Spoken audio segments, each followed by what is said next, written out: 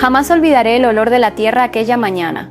Los campos se extendían sin fin, dorados y vivos, como si la propia tierra me estuviera mirando dar este paso. El sol resplandecía sobre hileras de maíz y la brisa traía el aroma de heno, suelo caliente y flores recién cortadas. Debería haber sido el día más feliz de mi vida, y en cierto modo lo fue. Pero bajo la belleza lo sentía, el juicio, los susurros, las miradas sobre mí. Estaba a punto de casarme con el hombre que amaba. Era mayor, mucho mayor, 25 años nos separaban. Era agricultor, un hombre de la tierra, aunque la mayoría en el pueblo solo lo llamaba así con media sonrisa. Para ellos no era solo un agricultor, era el agricultor, el hombre que poseía hectáreas y hectáreas de campos, el hombre cuya silenciosa riqueza se rumoreaba en cada rincón del condado. Pero lo que ellos veían no era lo que yo veía. Para mí era el hombre que seguía trabajando con botas y camisas gastadas, el hombre a quien jamás le importaron los trajes elegantes, el hombre que me enseñó que la riqueza no significa nada si no tienes amor para compartirla. Y aún así, aquella mañana cuando caminé desde la casita donde me había vestido hacia el aire abierto de la ceremonia, ya podía oírlo, los susurros. Junto al granero, uno de sus primos se inclinó hacia otra mujer y murmuró lo bastante alto para que yo lo oyera. Se la ve nerviosa. Si yo me casara con un millonario viejo, también estaría nerviosa contando los días hasta el testamento, seguro. Rieron. El sonido pinchó más agudo que alfileres. Seguí caminando, apretando más fuerte el ramo, obligándome a no mostrar el temblor de mis manos. El espacio de la ceremonia era hermoso, filas de sillas blancas alineadas sobre el césped, un arco envuelto en flores del jardín, cintas ondeando con el viento. Debería haber sido mágico. En cambio, sentía como si cada pétalo cargara el peso de la sospecha. Cuando encontré la mirada de su madre, mi futura suegra, sus labios se apretaron en una línea fina y fría. No habló, no hacía falta. Su silencio era una acusación en sí misma. Y entonces llegó el primer susurro a mi espalda mientras caminaba hacia el altar, llevado por el viento justo lo suficiente. Ella solo está aquí por el dinero. Se me apretó el pecho, la vista se me nubló por un segundo, pero entonces lo vi a él, mi futuro esposo, esperando bajo el arco. Sonrió, sereno, firme, ese tipo de sonrisa que me anclaba cuando sentía que me iba a ahogar. Me dije a mí misma, él conoce la verdad. Yo conozco la verdad. Eso basta. Me aferré a su mano cuando empezaron los votos, intentando bloquear los murmullos y las miradas afiladas. Después de la ceremonia, la recepción fue bajo una carpa blanca cerca de los campos. Las mesas estaban servidas con comida casera, jarras de té dulce y vino. Debería haber sido cálida y alegre, pero el aire era pesado. Cada paso que daba se sentía como caminar entre un público de jueces en lugar de familia. Mientras avanzábamos para saludar a los invitados, sentía las miradas sobre mí, escudriñando, midiendo, burlándose. No tardó en llegar la primera puya. Uno de sus primos, ya suelto por la bebida, alzó su copa y gritó lo bastante fuerte para que lo oyeran varias mesas. «Pues primo, nunca creí ver el día. Supongo que cambiaste tus tractores por una novia de la mitad de tu edad. Vaya inversión». Las risas se propagaron a su alrededor, cortantes y crueles. Me ardió la cara. Quise desaparecer. Miré a mi esposo esperando que dijera algo. En cambio me apretó la mano con suavidad y se mantuvo callado, sereno como siempre. No mordió el anzuelo, pero para mí su silencio cortó casi tanto como las palabras.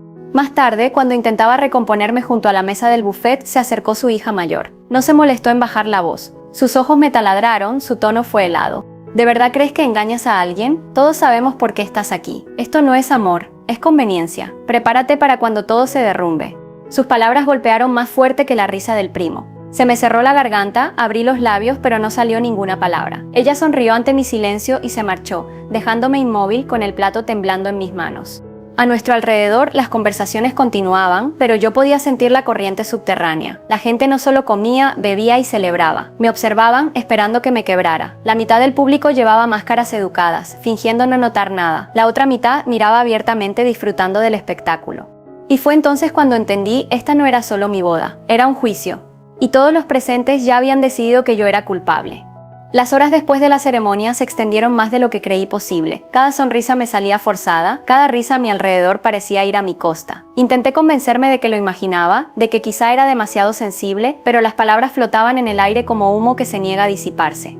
Al pasar entre las mesas, un grupo de mujeres, parientes lejanas de él, se apelotonaban, sus voces bajas pero sus ojos fijos en mí. Alcancé fragmentos. Demasiado joven. No pertenece aquí. Esperando a que él se muera. Se me retorció el estómago, quise correr, esconderme, gritar, pero me obligué a seguir andando, la barbilla en alto, la sonrisa pintada. Si me rompía, ganarían ellas. La música sonaba, violines y guitarras resonando sobre los campos, pero hasta las notas alegres se sentían huecas. Cuando iniciamos el primer baile, me incliné hacia mi esposo y susurré. «Me odian, ¿no lo oyes?» Él me miró a los ojos, firme como la piedra. Que hablen, dijo suavemente. La verdad llegará. Pero esas palabras, pensadas para consolarme, solo profundizaron la punzada, porque en ese momento no estaba segura de que la verdad importara. Lo que importaba era la humillación que sentía, los susurros pegados a mí como cadillos imposibles de arrancar. Cuando sirvieron la comida, la tensión tocó techo. Los platos de pollo asado, papas al horno y verduras frescas llenaban las mesas. Las copas de vino tintineaban, la cubertería raspaba la loza y aún así por debajo los murmullos crecían. Intenté disfrutar mi plato, centrarme en la risa de los niños corriendo cerca de los campos, pero entonces ocurrió. Las palabras que destrozaron la poca compostura que me quedaba. Vinieron de su hija, su primogénita. Alzó la copa a medias, me miró directamente y dijo lo bastante alto para que la oyeran varias mesas. Brindo por la novia. Que disfrute la fortuna mientras dure. Al fin y al cabo, solo está esperando a que él se muera. Un silencio cayó bajo la carpa. Los tenedores se quedaron en el aire. Algunas risas nerviosas brotaron, pero la mayoría giró la vista hacia mí, hacia él, hacia nosotros. Se me puso pálido el rostro. Las manos me temblaban tanto que casi se me cayó el tenedor. El corazón me golpeaba en los oídos, ahogando todo lo demás. Me sentía expuesta, desnuda ante toda una comunidad. Algunos intentaron cubrir su incomodidad con toses o susurros. Otros sonrieron con malicia, disfrutando del espectáculo. Y sus palabras quedaron colgando, envenenando el aire. Quise hablar, defenderme, pero me ardía la garganta. Dijera lo que dijera, sonaría desesperado. Me quedé congelada, con los ojos ardiendo, mi dignidad deshilándose hebra a hebra. Frente a mí, mi esposo permaneció inmóvil. No gritó, no golpeó la mesa. Simplemente miró a su hija con una mirada tan constante, tan inescrutable, que hasta ella titubeó un segundo. Pero el daño ya estaba hecho. Bajé la cabeza, con las lágrimas a punto de derramarse, y me susurré. Quizá tienen razón, quizá esto fue un error, quizá no pertenezco aquí. El murmullo volvió poco a poco, pero ahora era peor que antes. Cada risa, cada mirada de reojo llevaba el aguijón de la mofa. La comida, que debía ser celebración, se convirtió en un campo minado de vergüenza. Cuando sirvieron el postre, tartas recién salidas del horno, el peso de todo por fin me quebró. Al alcanzar una porción, oí un susurro más afilado que un cuchillo. No durará. Se irá antes de la próxima cosecha. No podía comer. No podía respirar. Me disculpé y salí de la carpa hacia la luz menguante de la tarde. El cielo estaba pintado de rosa y oro, hermoso y cruel, burlándose de mí con su calma. Me llevé la mano al pecho, obligándome a no llorar donde todos pudieran verlo. Había soñado con este día, con una boda llena de amor y aceptación, pero en cambio me sentía una impostora en exhibición. Detrás de mí volví a oír risas, más fuertes esta vez, más crueles. Me giré y vi a un pequeño grupo. Familia, su familia mirándome con sonrisas torcidas. Ya no lo ocultaban. Y en ese instante, algo dentro de mí se resquebrajó. La humillación ya no eran solo susurros, era pública, deliberada. Y me dejó una pregunta ardiente. ¿Él me defendería o éste tendría que librar esta guerra sola? Me quedé fuera más de lo previsto, dejando que el anochecer se posara sobre mí como una manta. El cielo se suavizó de oro a lavanda, y las cigarras cantaron como si nada en el mundo pudiera ser cruel. Alicé el vestido con ambas manos y me dije que respirara. Entra, sale, vuelve, enfréntalos. Cuando volví a entrar bajo la carpa, la música se había desvanecido a un instrumental suave, más de fondo que de celebración. La gente había comido. Los platos estaban a medio terminar, las servilletas retorcidas entre dedos inquietos. Las conversaciones habían caído en ese murmullo incómodo que aparece cuando todos esperan que pase algo, pero nadie sabe quién debe empezar.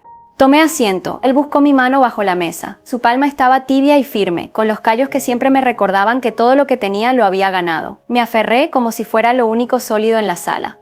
Frente a nosotros, su hija se inclinó hacia su madre. Juntaron las cabezas. Cuando alzaron la vista, sus ojos eran duros como vidrio. El primo del chiste de la inversión echó su silla hacia atrás y me sonrió por encima del borde de su copa. Aparté la mirada. El celebrante, nuestro vecino que había oficiado, se levantó y tocó una copa con un tenedor, el tintineo llamando a la sala al orden.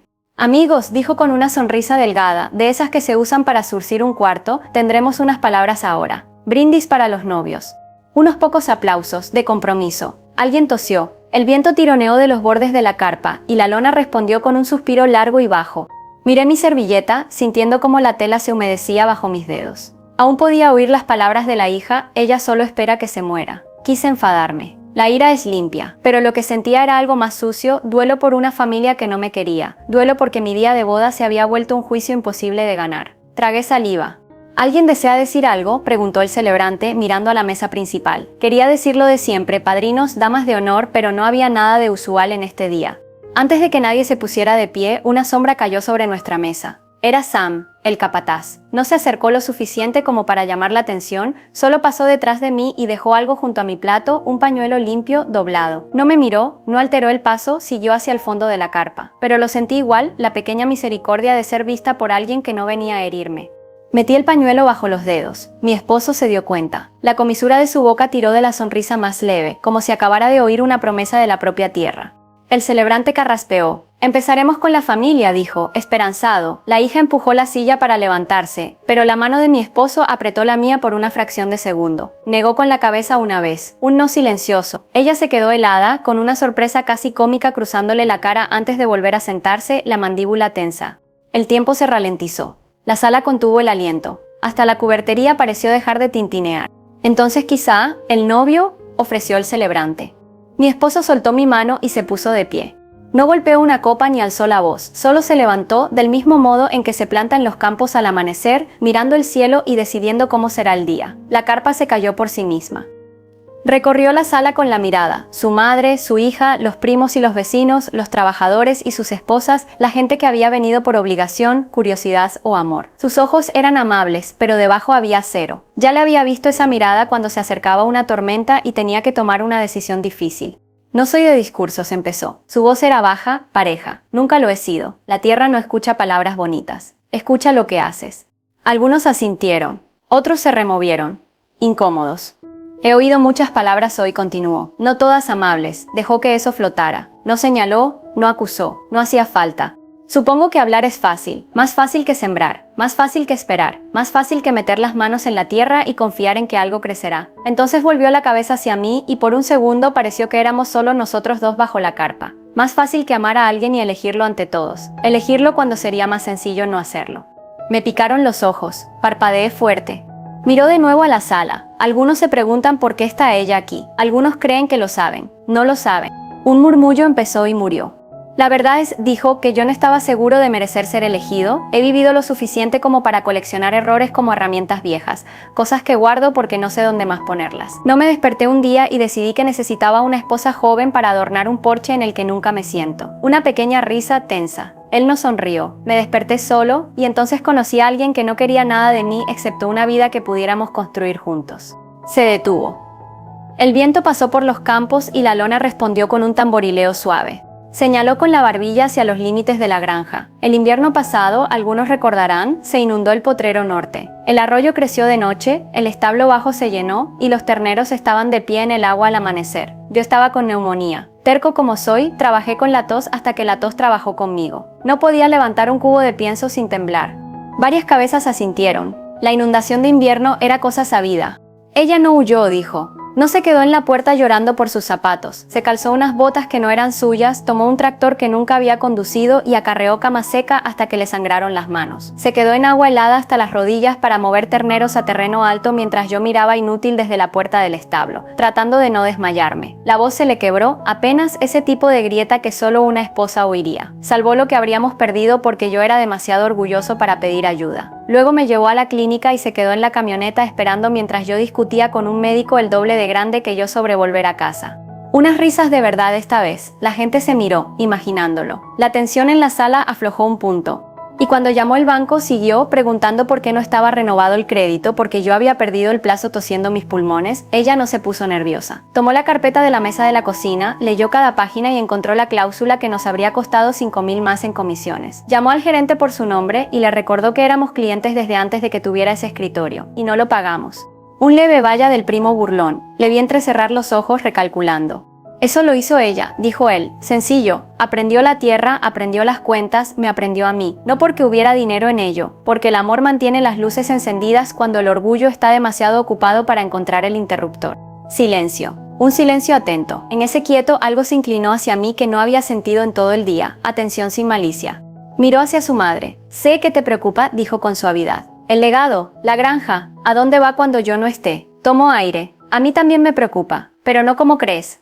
Su hija cruzó los brazos. La vieja rebeldía se le quedó en la cara como una máscara, pero detrás vi otra cosa, alarma. Se preparaba para el golpe que creía que venía, el de anunciar que me daba todo a mí. Sentí que la sala entera se preparaba para el impacto. No lo dio, aún no. No voy a resolver papeles en la cena, dijo, cortando limpiamente la expectativa. Una risita nerviosa. Diré esto, ella firmó el acuerdo prenupcial que puse sobre la mesa antes de siquiera terminar de leerlo. Volvió a la sala. A algunos no les gustará oírlo. Querían un villano. No se los voy a dar. Un revuelo recorrió la sala. Alguien al fondo murmuró, firmó, como si la palabra se resistiera a encajar en la historia que se contaba. Lo miré con la garganta apretada. No le había contado a nadie lo del prenupcial. No hacía falta. Él me había confiado la verdad de lo nuestro, ahora se la confiaba al salón. Y cuando intenté poner su nombre en la casa el mes pasado, añadió, ella dijo que no. Dijo, sí, déjame ganarme nuestro lugar aquí primero. Deja que el pueblo me vea trabajar. Sí, alzó un hombro. Así que esperé, y miré. La verdad llegará, me dijo. Creo que está llegando.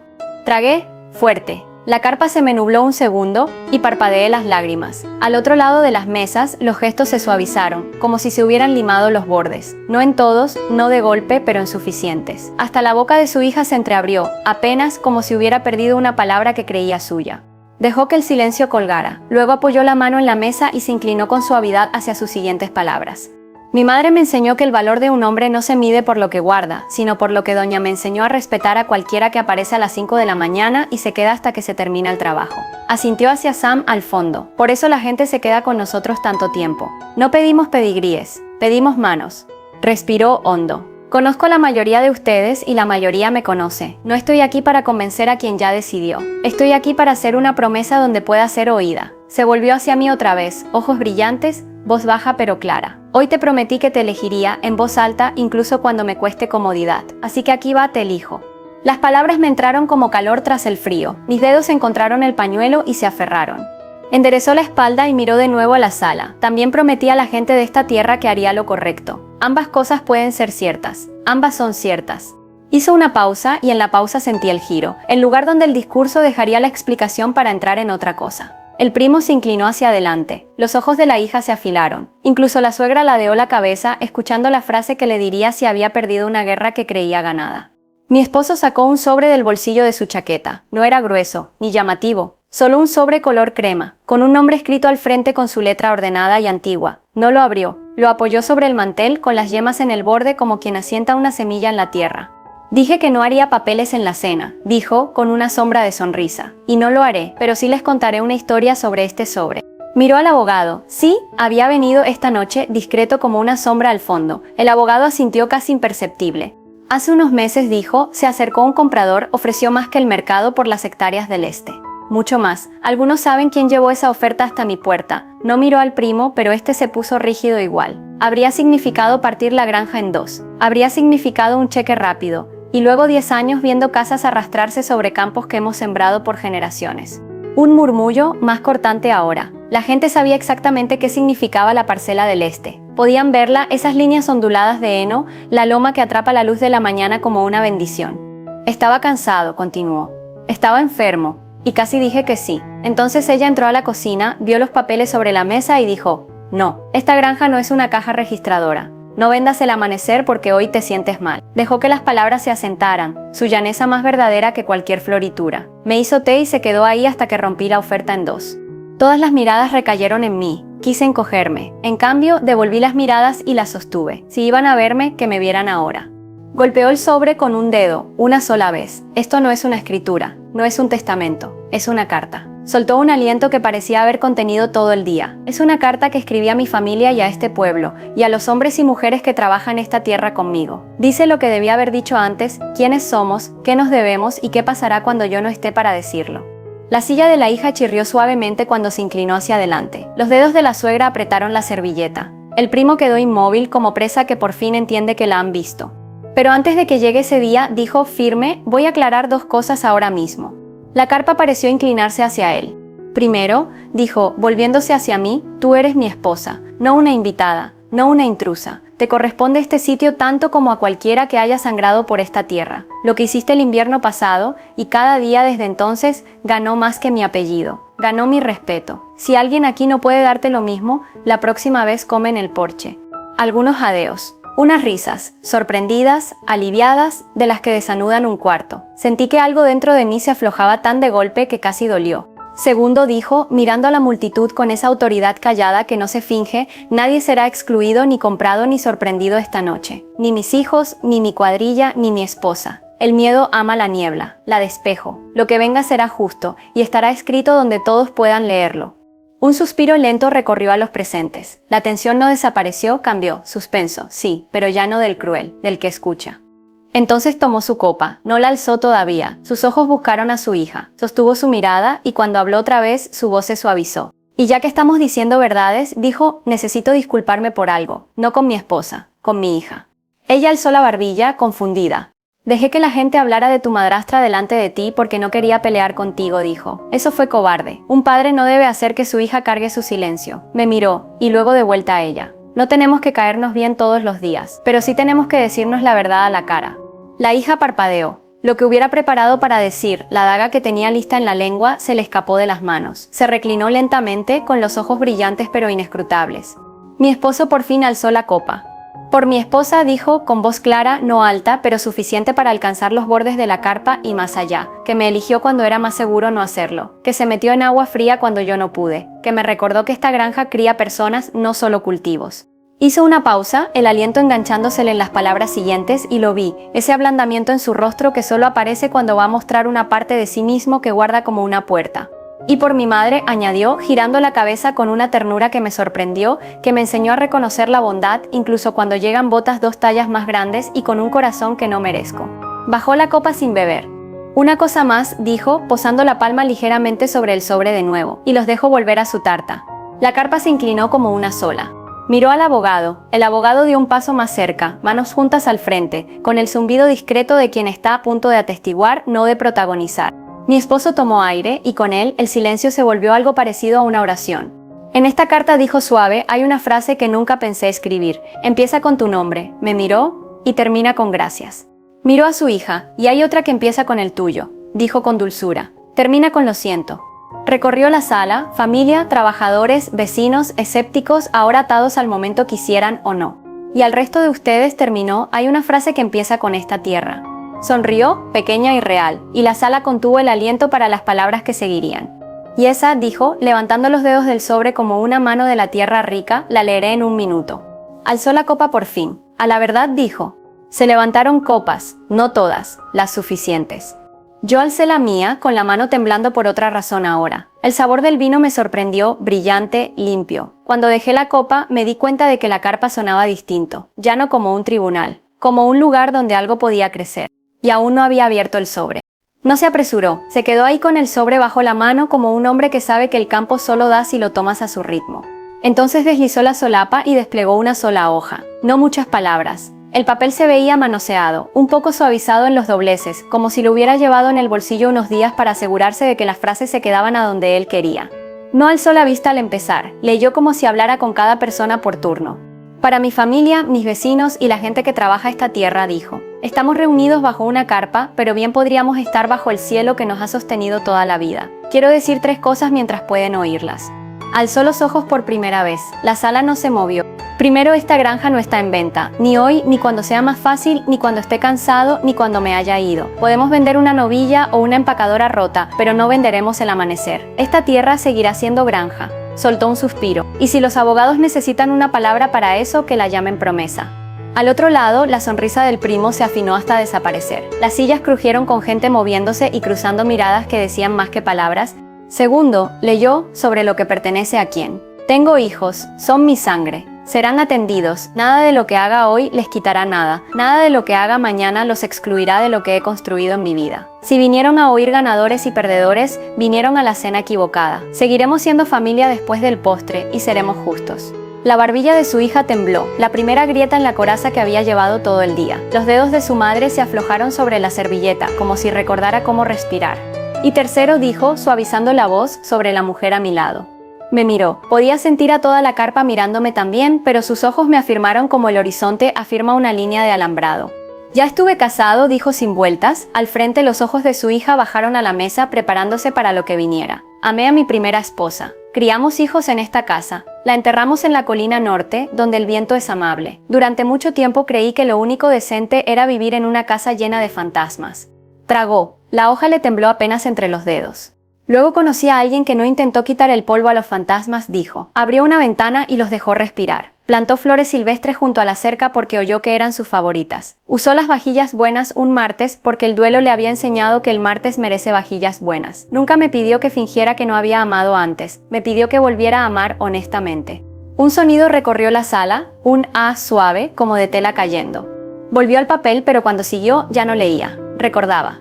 El mes pasado, cuando hablamos de regalos de boda, dijo, no necesitamos batidoras ni marcos. El hijo de Sam necesita la cirugía. ¿Podemos destinar los regalos ahí? Le dije que la gente podía ofenderse. Dijo que se ofendan. Él necesita respirar. Así que si trajeron una tarjeta hoy, gracias. Ayudaron a un niño a dormir sin máquina.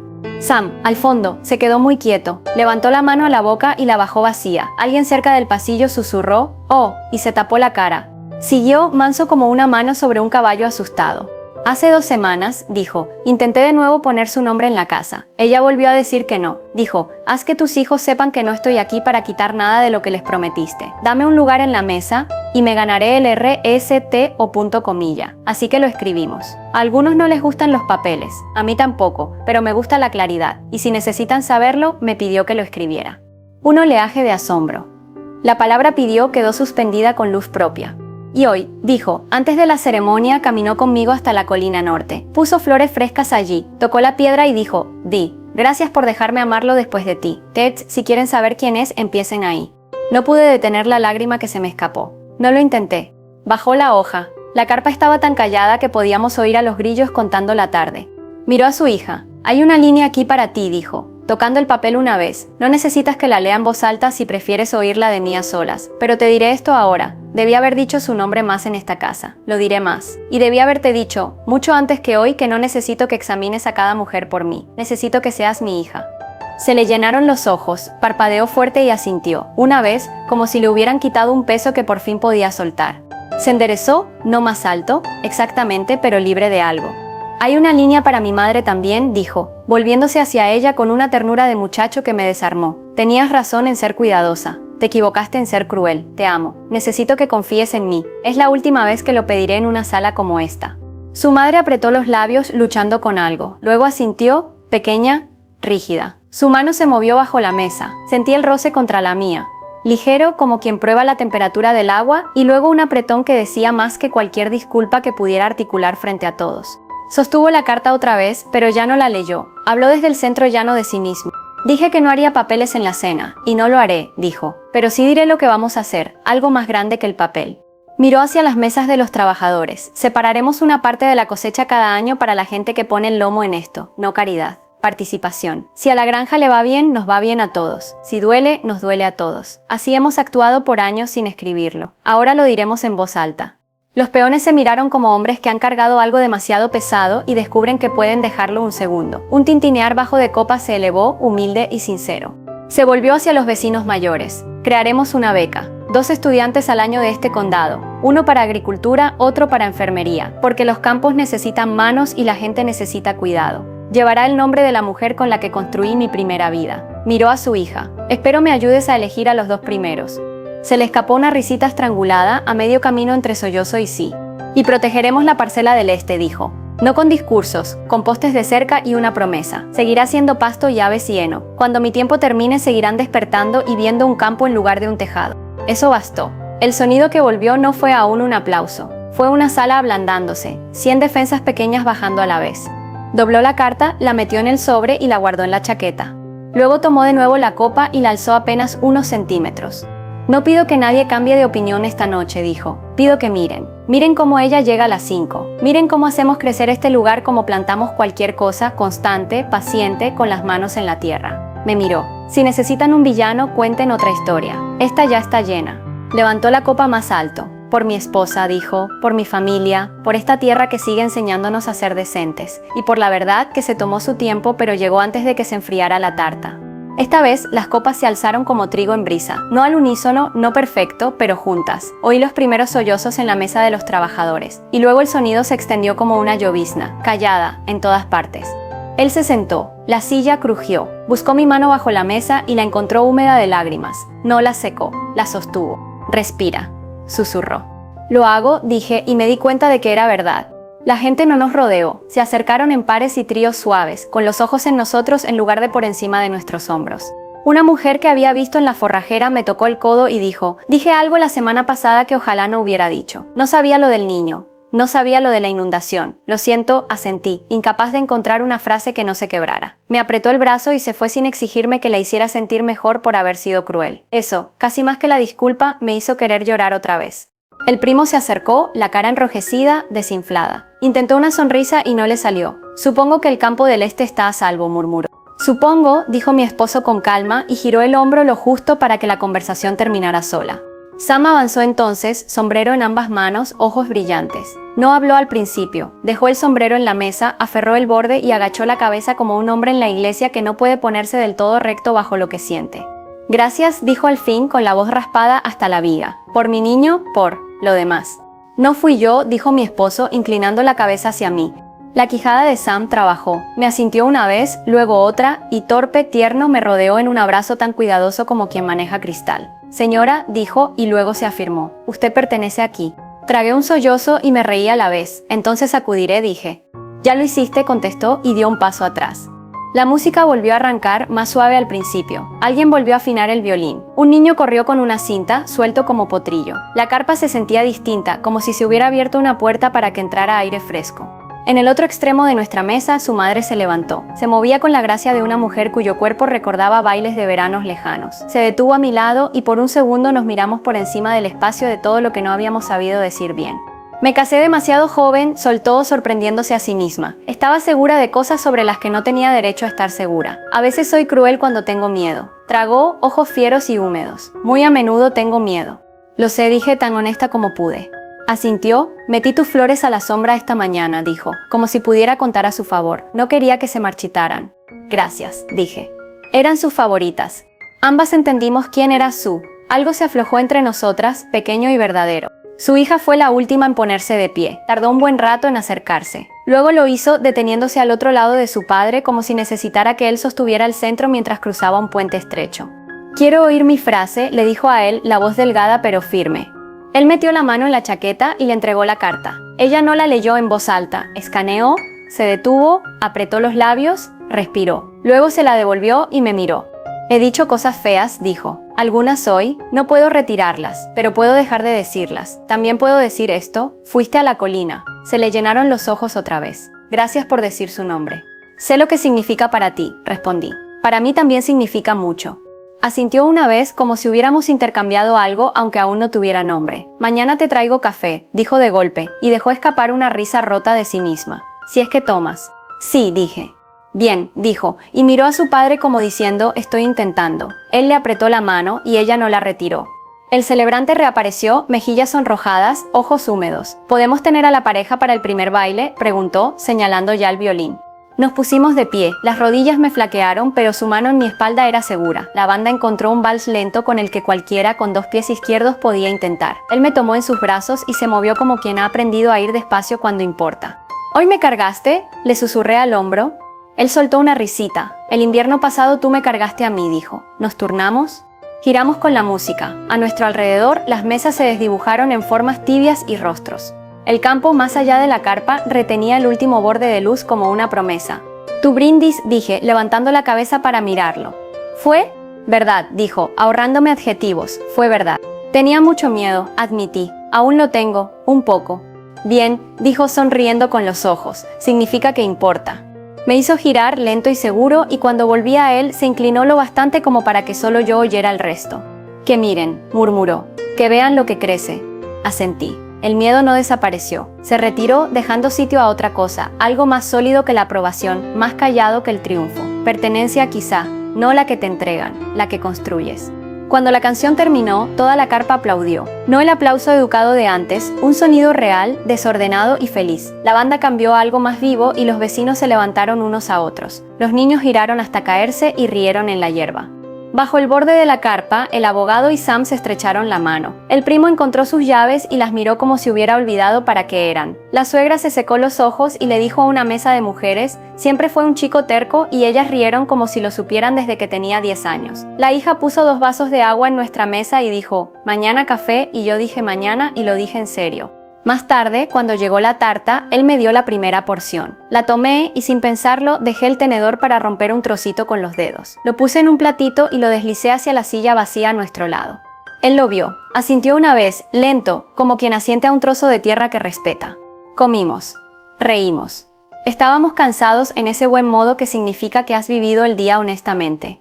Cuando salieron las estrellas, las luces de la carpa parecían un segundo cielo bajo el primero. La gente empezó a despedirse. Hubo abrazos y apretones de mano, y el suave caos de platos apilándose, sillas arrastrándose y alguien llamando por un suéter olvidado en una silla. Nos quedamos al borde del campo al final, solos por un momento. La noche olía a pasto cortado y azúcar. ¿Estás bien?, me preguntó, pasando el pulgar por el dorso de mi mano. Sí, dije. Creo que por fin sí. Me besó la frente. Bien. Mañana a las 5, añadió, impasible. Reí. Yo pongo el café. Fuerte, dijo. Nos dirigimos a la casa, la misma que había albergado su primera vida y ahora albergaría la nuestra, con espacio para la memoria y para las mañanas. Detrás de nosotros, la carpa suspiró en la brisa nocturna. En la oscuridad, los terneros se movieron en sus corrales, seguros sobre paja seca. Miré una vez más los campos anchos y callados y llenos de una verdad que no hace falta discutir, la que se vive. La gente seguirá susurrando, pensé. Quizás siempre lo harán, pero esta noche lo más fuerte en la sala había sido el amor vestido de honestidad, y ni los susurros aguantan mucho ante eso. Seguimos andando. El suelo se sentía firme. Y por primera vez en todo el día no oí a nadie decir que yo solo estaba allí por dinero. Oí la noche, oí la tierra, oí mi nombre en su voz y supe dónde pertenecía. La noche se apagó despacio, como un fuego que no quiere consumirse. La gente se quedó mucho después de que la música se apagara, reacia a abandonar un momento que sabían que recordarían distinto a lo que esperaban. Habían venido a una boda llena de susurros, pero se iban con una historia que se contaría en cocinas y porches por años, la del agricultor que se puso en pie y dijo la verdad.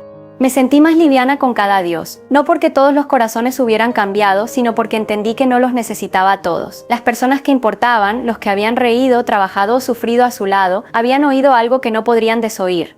Su hija me abrazó antes de irse, vacilante, rígido pero real. Mañana te traigo ese café, repitió y por primera vez le creí. Su madre me apretó las manos. Cuídalo, dijo, con la voz quebrándose en la última palabra. Lo haré, prometí.